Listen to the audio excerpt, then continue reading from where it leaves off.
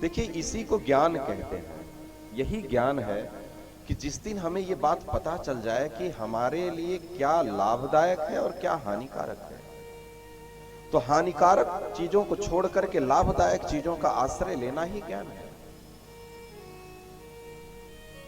जब तक हम नहीं जानते थे तब तक की बात छोड़ो, लेकिन आज हम जान गए। जैसे होता ना कि एक बच्चा माँ की गोद में जब खेलता है, 1 साल का बच्चा, जब माँ बच्चे को मालिश करती है ना, जब लाड लड़ाती है ना, तो बच्चा कितनी बार पैर से माँ को मारता है,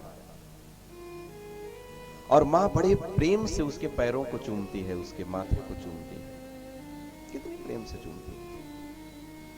बच्चा अबोध है, उसको ज्ञान नहीं है कि मेरी माँ है, माँ को पैर से नहीं मारना चाहिए, उसको नहीं पता है। लेकिन वही बच्चा क्या 15 साल का हो जाए और माँ को लात से मारे, तो क्या तब भी माँ उसके पैरों को पकड़ कर चूमेगी? तब तो नहीं चूमेगी। तब मारना उसको अपराध है, तब उसको मारना अपराध है। एक छोटा सा बच्चा पालने में खेलता है, कपड़े में ही टट्टी पेशाब सब करता है, हाथ से भी लगा लेता है, मुंह में भी लगा लेता है, मुंह में भी लगा लेता है, उसको ज्ञान नहीं है। क्या हम लोग कभी बुराई किए कि ये मुंह में देखो गंदा लगा लिया? कभी बुरा किया नहीं। क्यों? क्योंकि उसको ज्ञान नहीं है, वो अबोध है।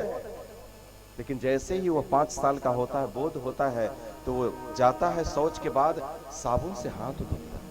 इसी को तो ज्ञान कहते हैं। स्वच्छता पवित्रता को ही तो ज्ञान कहते हैं। जब हम बुराई को छोड़ करके अच्छाई का आश्रय लेते हैं, वही ज्ञान है।